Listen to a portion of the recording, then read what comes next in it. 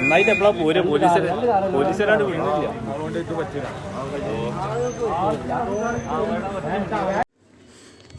ഇതപ്പോ കൂരിയാടാണ്. പിന്നെ ഇത് ഒന്നായിട്ട് ഈ കെട്ടിപ്പൊന്തിച്ച ഇതൊന്നായിട്ട് പൊളിഞ്ഞടിക്കണേ, തകർന്നുകണേ. ഇങ്ങോട്ട് ആരും വരണ്ട, ഞങ്ങളിപ്പോൾ ഇവിടെ പെട്ടുകണേ. അതുകൊണ്ട് ഈ ഭാഗത്തേക്ക് ആരും വരരുതേ. ആർക്കും അപകടം ഇല്ലാതാക്കാൻ നിങ്ങൾ ദ്വാരക്കുക, അത്ര ഇപ്പോൾ പറയാനുള്ളൂ. ഈ കൂരിയാട് ഈ കെട്ടിപ്പൊന്തിച്ച് ഒന്നായിട്ട് തകർന്നു വീഴുകയാണ്.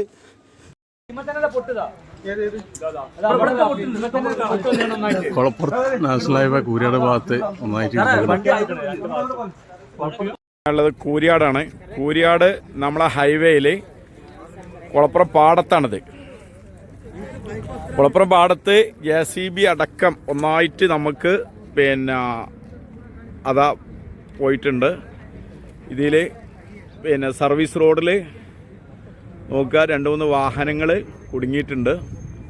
സർവീസ് റോഡ് മൊത്തം വിണ്ട് കയറിയിട്ടുണ്ട്. വല്ലാത്തൊരു ഭീകര അന്തരീക്ഷമാണ് ഇവിടെ കണ്ടിട്ടുണ്ടെങ്കിൽ കേട്ടോ. അത് വലിയൊരിതാണ്. ജനങ്ങളാരും അങ്ങോട്ട് പോകാതെയൊക്കെ വലിയ അപകട ഇതിലാണ് നമ്മളുള്ളത്.